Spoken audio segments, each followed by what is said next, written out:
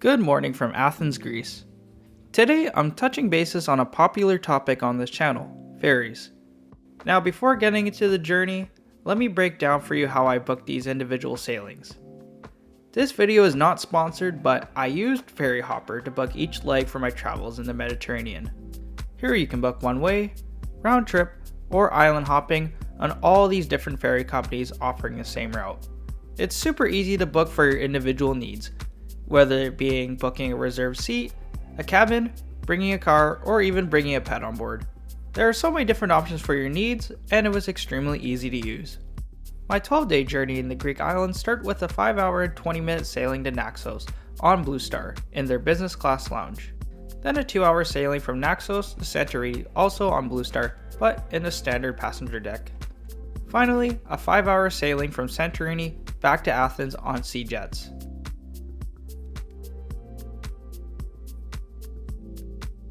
Most of the ferries leaving Athens depart at the port of Thera.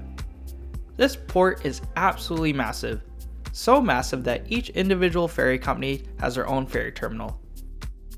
Initially, when we booked a taxi heading to the port, we didn't have a specific place we were going to, but when booking your ride, you want to head to the specific ferry company terminal. We were honestly a little lost when we first arrived, but with some directions, our departing ship was on the other side of the terminal.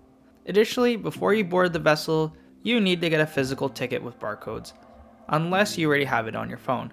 If you don't have one, you can proceed to a ticket booth, which they only have 2 of them to my knowledge. And don't be like me, cutting it close to departure time. Even though it's early, this port is so massive and it takes time to get around. On the car deck, there are plenty of luggage racks, and these are all monitored as well. Up the escalators, and it was straight to the business class lounge. It's a nice space, but there's no good seating for a long journey. People eventually just made themselves comfy on the lounge seating now turned beds. There are drinks and snacks available, but these were not complimentary. Soon enough, the ship departed Athens on this beautiful morning.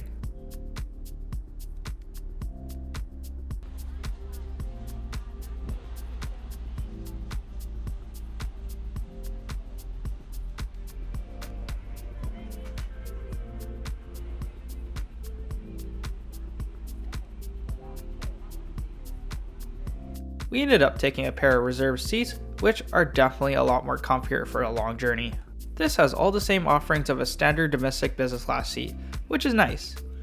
Reserved seats typically cost about €5 more than the deck seating, but on my 2 times with Blue Star, this seating wasn't enforced at all.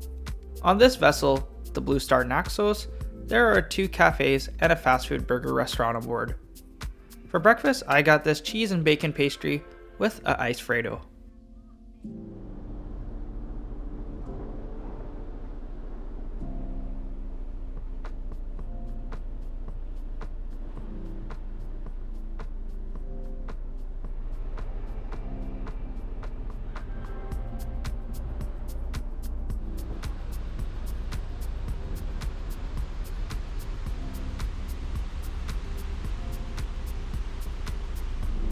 As you can see, if you're looking to get from A to B faster, Seajets is definitely the faster option.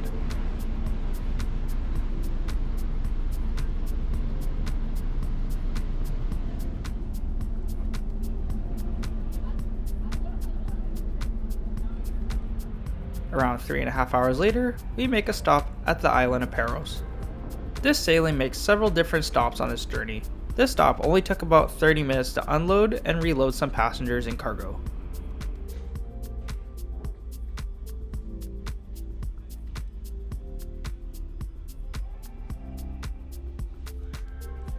About another hour later, we arrived at the beautiful island of Naxos.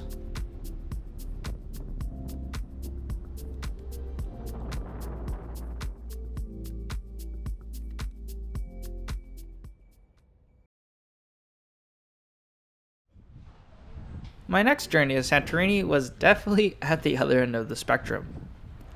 Throughout the day, there were high winds and all the sailings were cancelled until they died down in the evening. We were supposed to leave at 12 p.m., but that eventually turned into 1 a.m. By the time the ship turned up, it was almost 3, but considering the elements, I'm just gladly we left safely. The ship was very full considering the cancellations. Lucky enough, we snagged some reserved seats that we didn't pay for. But again, this wasn't enforced. Considering the sailing went into the early mornings, we just sat out the sailing until we arrived in Santorini.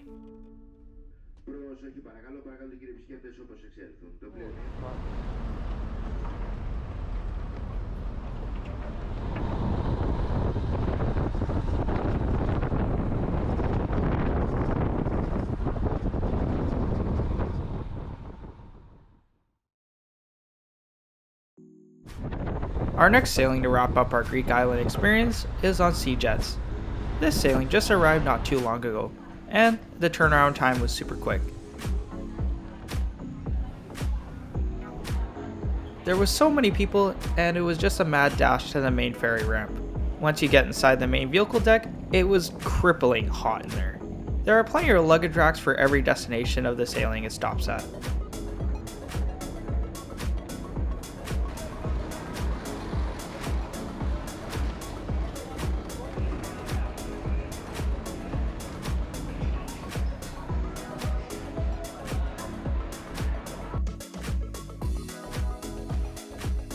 Once the very last person's on board, they lock up and go, even with the amount of people on the lower car deck. You head upstairs, where the tickets are scanned. Seajets sells 3 different types of classes: silver seating, which is the main deck, and club class and platinum, which are upstairs. Club class is the center of the ship, while platinum is in the windows. These 2 classes are also divided.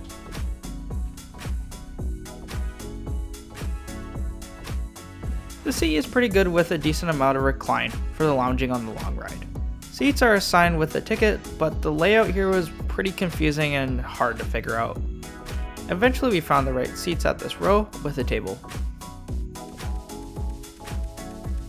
There are 2 cafes in both silver and club class. They have a pretty extensive menu, but from what was offered, it was actually somewhat limited, but still a decent offering.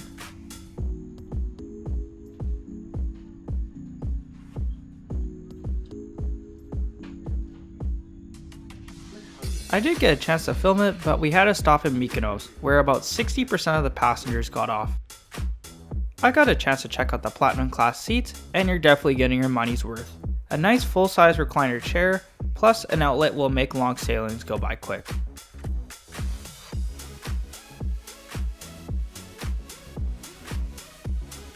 For lunch, I just ended up getting this wrap, which was fine, but I was hoping to get a full meal.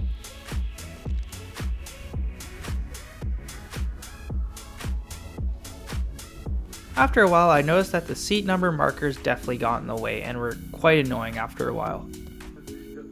5 hours later, and we arrived back in Athens. To sum it all up here, I enjoyed my time taking the ferries in Greece, even though it can only be described as organized chaos that just works. If you encountered the same issue during your journey like I did, every ferry company contracts out a travel agency on the island that you're staying on. Whether it be rebooking or dealing with weather like I did, they will help you out and provide updates to the best of their abilities. But when it comes to weather like my situation with high winds, there's not much you can do than just wait it out until a replacement arrives. Prices can range from cheap to expensive when taking the ferry. Like I said earlier, it just depends on what your needs are. Whether it be comfort, speed, or just the essentials, the price range will be different for every route you decide on. I really like Greece and would not hesitate to take the ferries again next time I visit. I hope this provides you some insight and some info for the next time you want to plan out your next Greek vacation. Thanks again for taking the time to watch this, and I'll see you in the next video.